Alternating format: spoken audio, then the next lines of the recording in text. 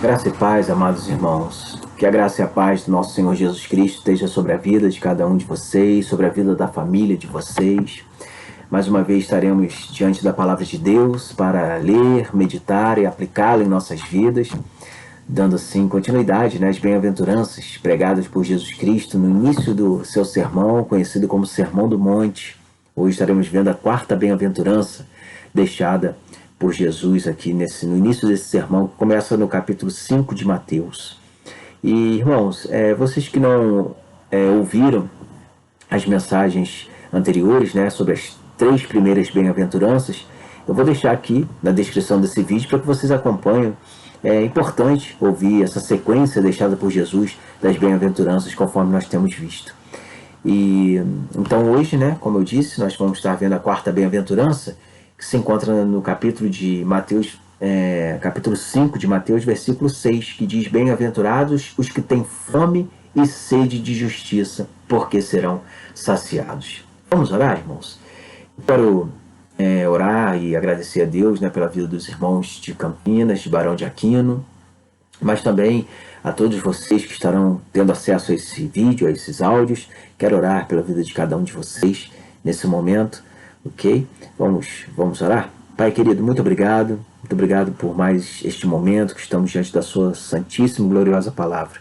Te peço aqui, ó Deus, junto a todos esses que estão ouvindo essa mensagem, para que o Senhor realmente abra nossas mentes, nossos corações, nos iluminando por meio do teu Santo Espírito, para nos dar entendimento, ó Pai, de tudo que será pregado aqui. Para isso também eu coloco minha vida em suas mãos, de forma muito humilde, te pedindo aqui, ó Deus, para que o Senhor me use poderosamente para ser boca do Senhor nesse momento. Ó Pai de amor, fale poderosamente aos nossos corações. Muito obrigado, porque essa mensagem o Senhor já falou muito ao meu coração. Eu sei que falará de novo enquanto eu estiver pregando aqui. E então eu te peço, Pai, fale aos corações de todos aqueles que estarão ouvindo. E também te peço, Pai, lembrando aqui da família do pastor Douglas, que está passando por um momento muito difícil nesse tempo. E nós sabemos, ó Pai, que o Senhor é o socorro bem presente nas nossas tribulações. E que assim o Senhor esteja sendo, Pai, na vida da família do pastor Douglas. Esteja abençoando seus filhos, ó Deus, dando a eles a sua paz, a sua graça e misericórdia, ó Pai, nesse momento tão difícil que eles estão passando. É o que eu te peço aqui, junto aos meus amados irmãos, em nome do seu Filho amado Jesus Cristo. Amém.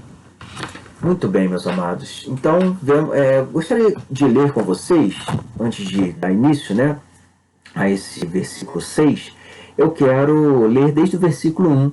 Vamos ler desde o versículo 1 até o versículo 6, que é o versículo 6 que nós vamos estar meditando hoje. Mas vamos ler desde o versículo 1, diz assim: Ao ver as multidões, Jesus subiu ao monte, e ele se assentou, e os seus discípulos se aproximaram dele.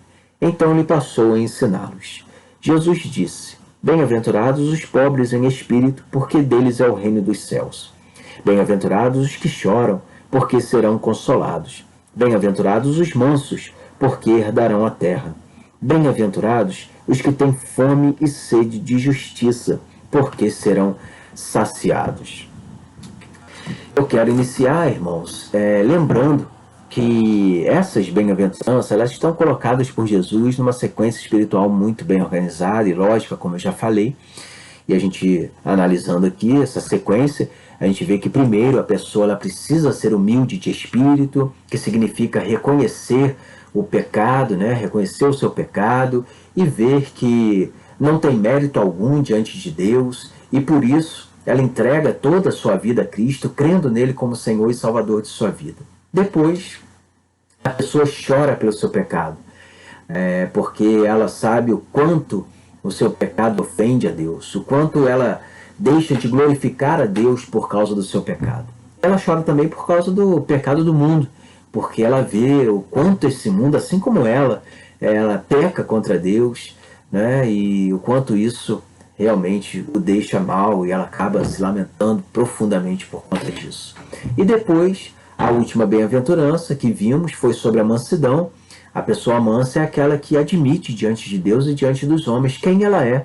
Ela demonstra quem ela é por meio de seus sentimentos e ações. Ou seja, essa qualidade de mansidão torna o homem isento de egoísmo, de autointeresse, de arrogância, de autoproteção, né, da sensibilidade exagerada, da ideia de que todas as pessoas são contrárias a ela, e com isso ela vive tentando se autoproteger e até mesmo se glorificar, né, glorificar a si mesma. Inclusive, irmãos, é a falta, né, de mansidão que provoca também conflito entre as pessoas e até mesmo entre nações, porque na falta de mansidão o que prevalece é a imposição do próprio eu aos semelhantes. E agora então veremos que o homem que tem fome e sede de justiça é o homem que deseja ardentemente estar isento de tudo isso. Ele deseja intensamente ser emancipado do autointeresse, do próprio ego que ele mesmo fazia sobressair para ser vítima das situações. Portanto, com essa qualidade, o homem passa a deixar os seus aspectos negativos de lado e ele está pronto para buscar os aspectos positivos do reino de Deus, porque ele quer, na verdade, saciar a fome e a sede de justiça. Então, ter fome e sede de justiça não é outra coisa senão o desejo do homem de ser positivamente santo, positivamente parecido com Jesus. E com essa bem-aventurança, podemos entender também que o homem passa a desejar pôr em prática no seu dia a dia todas as outras bem-aventuranças. Uma vez que o homem que tem fome e sede de justiça é o homem que deseja ser um exemplo vivo de uma pessoa que nasceu de novo. Ela deseja dar bom testemunho. É aquele que deseja ardentemente ser sal da terra e luz do mundo, conforme Jesus vai falar um pouco mais adiante, nesse mesmo capítulo, um pouco mais adiante nesse sermão. E também, irmãos, ter fome e sede de justiça significa que o supremo desejo da pessoa é conhecer verdadeiramente a Deus e desfrutar da plena companhia de Deus. Por isso ele almeja tanto o céu, porque ele sabe que no céu ele desfrutará dessa presença plena de Deus, da presença santa e plena de Deus, que ele também vai estar pleno ao lado de Deus. Portanto, é por conta disso que essa bem-aventurança, então, ela já faz com que a pessoa, já no tempo presente, já no aqui e agora, a pessoa já deseje viver o máximo possível próximo de Deus, glorificando a Deus nos caminhos de Deus, andando com Ele. Por isso, irmãos, essa qualidade, fome e sede de justiça, leva a pessoa a ter um estilo de vida espiritual totalmente diferente em relação aos homens naturais, né, aos homens desse mundo. E como diz o apóstolo João, irmãos, em sua primeira carta, no capítulo 1, versículo 3, lá ele diz, ora, a nossa comunhão é com o Pai e com seu Filho, Jesus Cristo. E aí um pouco mais à frente, no versículo 5, ele vai dizer, Deus é luz, e nele não há treva nenhuma. Então, se a nossa comunhão é com o Pai, irmãos, e com o seu Filho Jesus Cristo, e Deus é luz, e nele não há trevas nenhuma, isso significa que a nossa fome e sede de justiça é a fome e sede de justiça da luz de Deus, de quem Deus é, e que a gente quer esse Deus, a gente quer essa luz. Tanto é que nós, nesse mundo de pecados, nós pecadores, andando nesse mundo de trevas, para onde a gente corre? A gente corre para Deus, né? Porque a gente sabe que Deus é luz e a gente tem fome e sede de Deus, a gente quer a luz de Deus, a gente não quer viver enraizado no nosso pecado, cego no nosso pecado. Não, a gente quer a luz de Deus para saber andar conforme Deus nos ensina. Por isso que a gente se aproxima de Deus, né? É como um lugar escuro, irmãos, e aí tem uma luz, né? Nesse lugar escuro, ou melhor dizendo, né, uma luz separada, né, desse lugar escuro. Se a luz estiver no lugar escuro, vai iluminar, né? Mas é uma luz separada, e aí tem um lugar escuro, e a gente se encontra nesse lugar escuro. Mas para onde a gente vai correr? A gente vai correr para a luz, né? Para ficar iluminado. A gente não quer viver nas trevas, ninguém quer viver na escuridão. As pessoas querem luz. E Deus é assim para nós. Deus é essa luz para nós. Então, nós crentes, o que nós fazemos? Nós nos caminhamos para a luz. A gente quer ter comunhão com Deus, sabendo nós que Deus é luz. Por isso a gente se aproxima dele. Quando a gente se aproxima dele, irmãos, a gente se aproxima com fome e sede de justiça. E aí a gente se aproxima de Deus, Deus ilumina nossas vidas. Isso nos mostra o quanto nós somos pecadores, porque quanto mais próximo de Deus, mais a gente se vê, né, quanto nós somos pecadores, e mais a gente então se rende, entregando nossa vida realmente a Jesus Cristo, pedindo perdão de fato pelos nossos pecados, e a gente mais busca então a Deus, mais busca então a santidade, porque a gente realmente tem fome e sede dessa santidade. Então, irmãos, a nossa vida é assim, é uma vida de busca da santidade. Então a gente se aproxima de Deus, sabendo que Deus é a luz, a gente quer ter comunhão com essa luz. E quando essa luz bate em nossas vidas, ela nos ilumina e vê o quanto de fato, somente em Deus, a gente pode ter a nossa salvação. É como um móvel sujo que está na escuridão, e aí você tira aquele móvel da escuridão e traz para a luz do sol. Ou quem sabe, né? O móvel está lá na escuridão, o sol passa, faz lá o retorno, pega na janela, né? E aí passa a iluminar aquele móvel.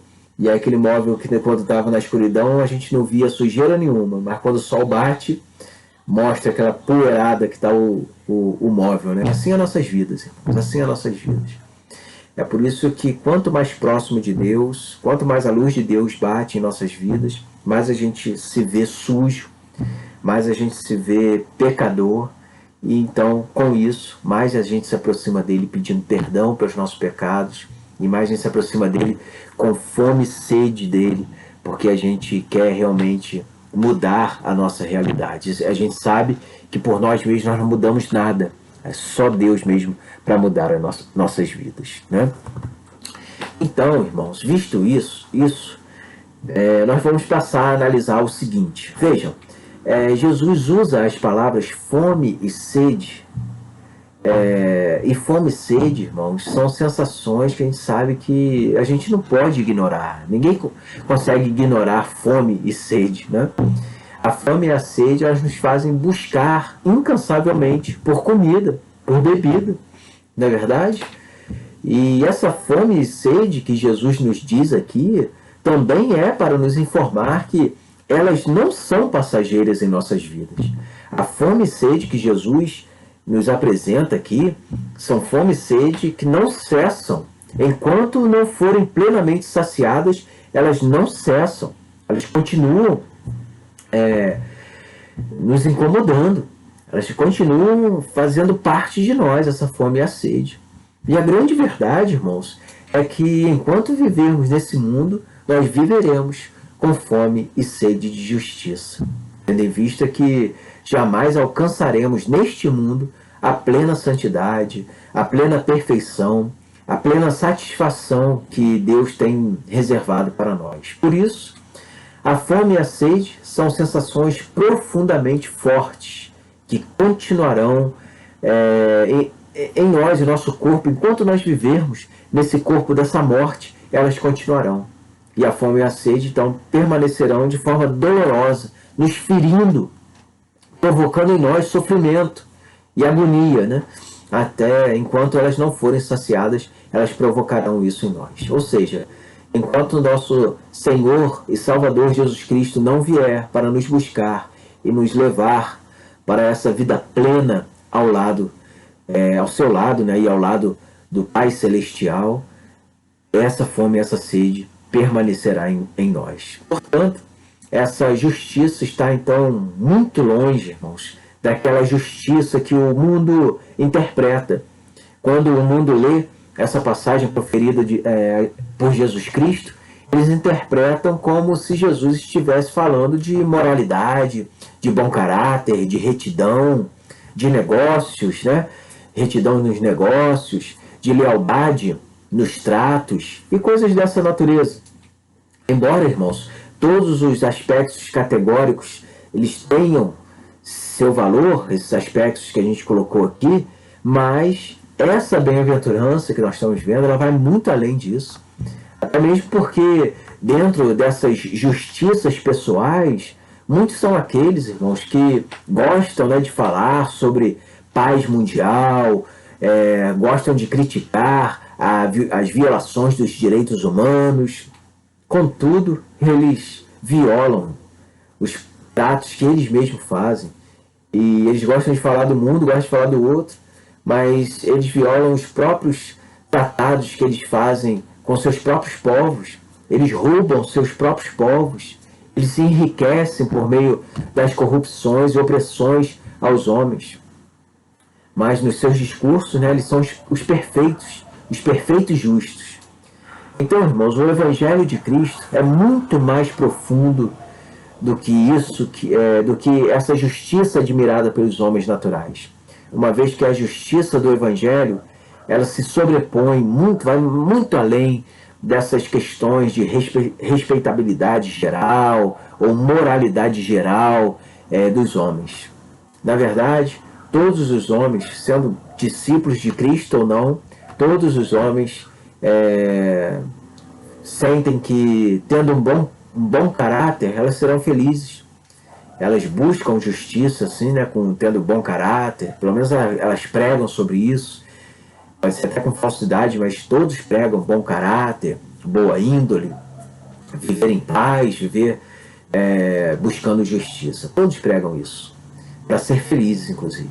Contudo, essas palavras de Jesus, irmãos, bem-aventurados, ou seja, felizes, os que têm fome e sede de justiça, significa que felizes de verdade são os que buscam a justiça de Deus, conforme Jesus disse. Ainda nesse sermão aqui, no capítulo 6, Jesus diz lá: busquem em primeiro lugar o reino de Deus e a sua justiça. É dessa justiça que Jesus Cristo está falando aqui. É exatamente essa busca por essa justiça de Deus que Jesus está se referindo quando ele diz: bem-aventurados os que têm fome e sede de justiça. Ou seja, irmãos, bem-aventurados aqueles que têm consciência das suas mais profundas necessidades. São somente estes que buscam a Deus com muita fome e sede, desejando do fundo dos seus corações encontrar a Deus, encontrá-lo para viverem eternamente ao seu lado. Estes sim, estes são felizes, porque sabem que há de chegar esse dia, uma vez que eles creem em Jesus Cristo como Senhor e Salvador de suas vidas. Então eles sabem que Jesus Cristo tornou isso possível, uma vez que ele entregou a sua vida para esses homens, para salvar esses homens que creem nele.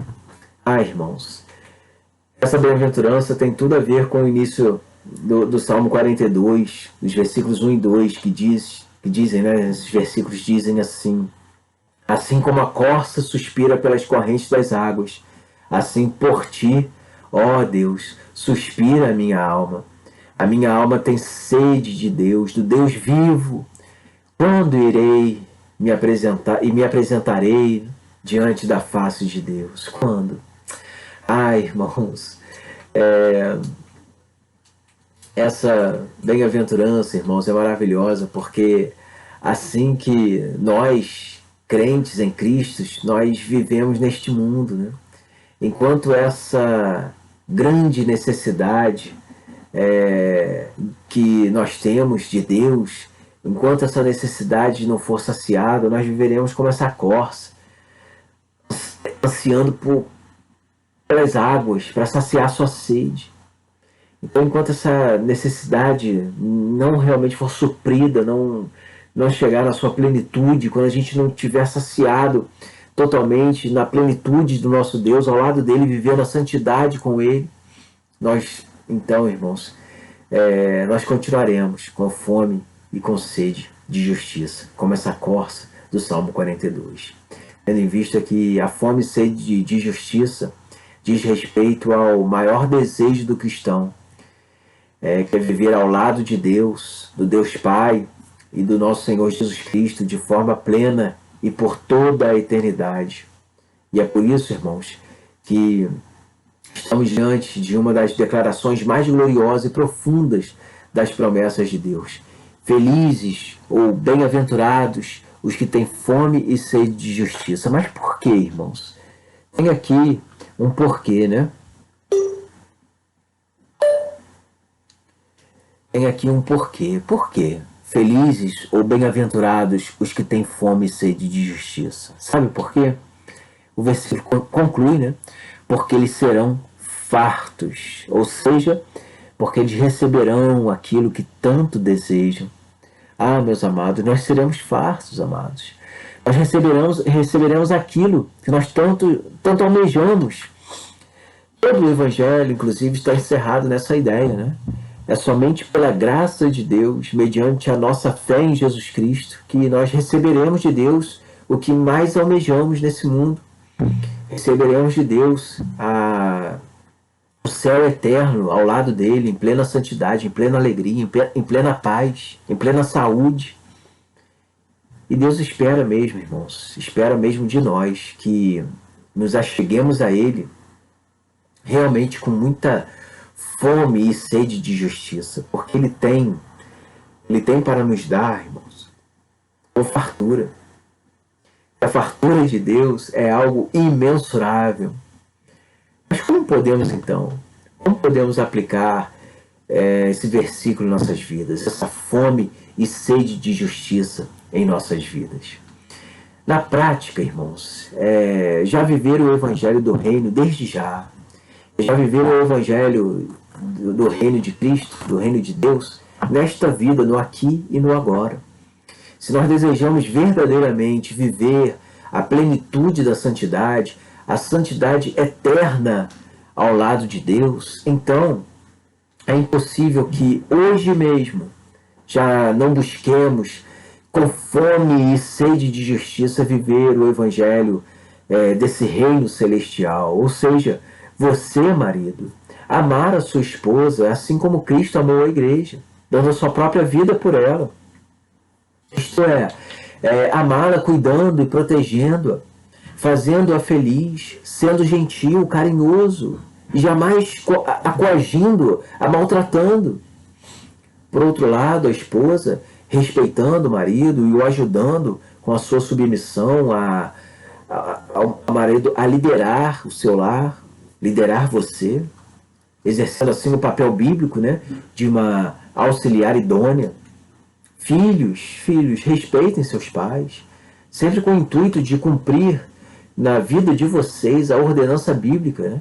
Honrem seus pais, honrem os pais de vocês. Essa ordenança vem acompanhada de promessa, né? Porque os seus dias na terra serão prolongados.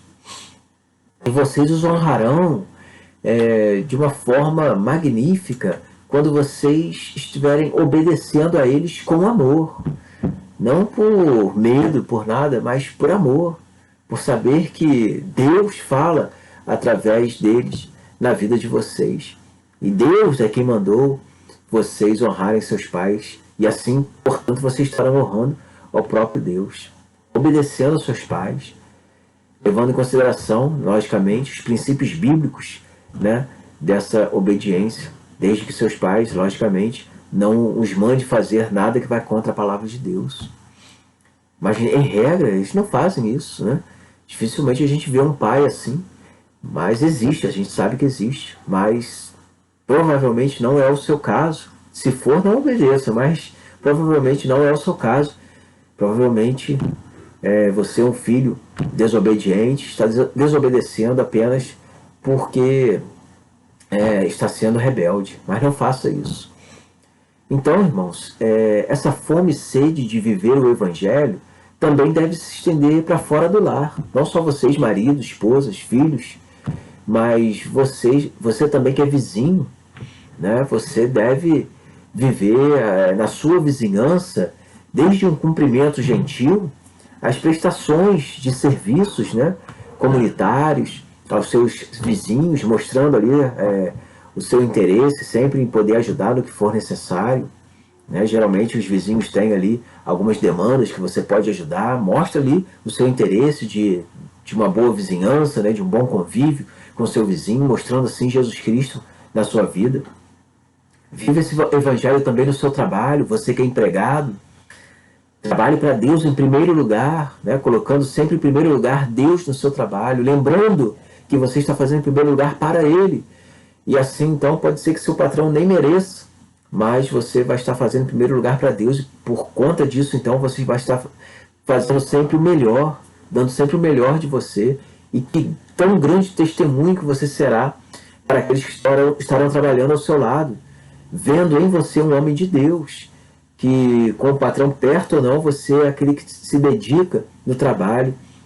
E certamente esses empregados, outros lá que estão trabalhando junto com você, por ver isso na sua vida, certamente verão em você um homem de Deus e irão querer se aproximar de você e te pedir, buscar em sua vida conselhos, aconselhamentos, exortações para as vidas deles. E assim então você vai estar sendo usado como instrumento de Deus lá no seu trabalho, por mostrar no seu comportamento que você também tem palavras abençoadoras. Que bênção isso, né?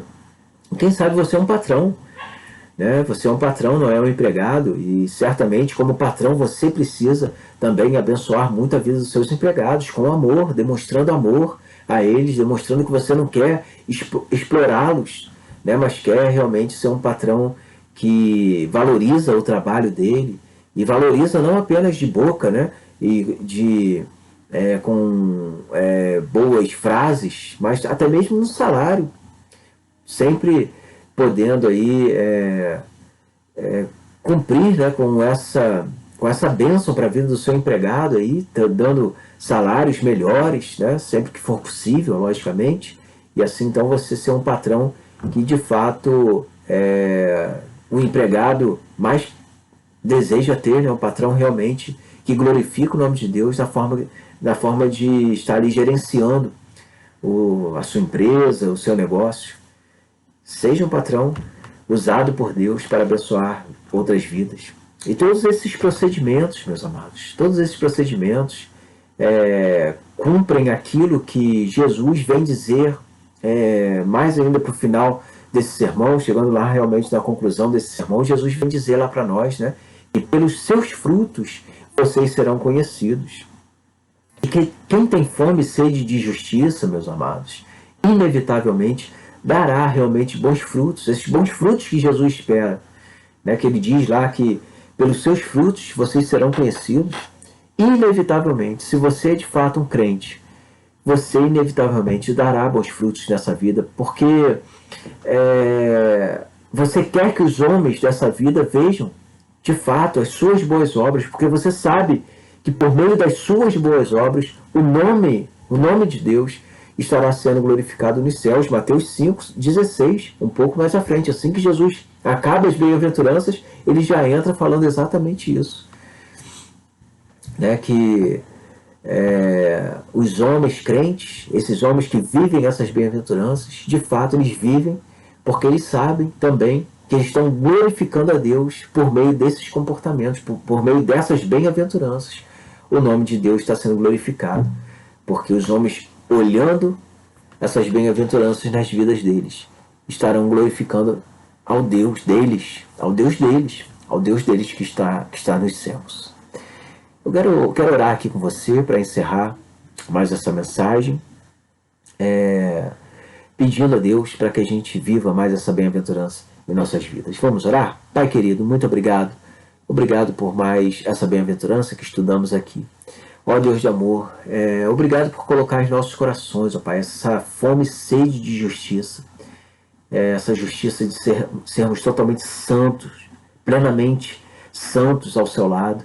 Sabemos que esse dia só chegará, ó Deus, quando estivermos no céu com o Senhor. Isso se dará por nossa morte ou pela sua vinda.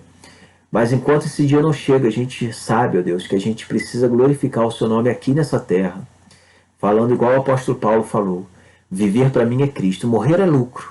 Estaremos glorificados com o Senhor, vivendo essa plena santidade. Mas enquanto estivermos aqui nessa terra, ó Deus, queremos de fato viver o Senhor Jesus Cristo aqui nessa terra, glorificando o teu nome.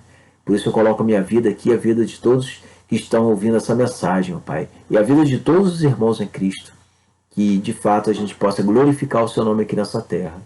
Almejando, Pai, tendo fome e sede de justiça, almejando o Senhor em cada momento de nossas vidas.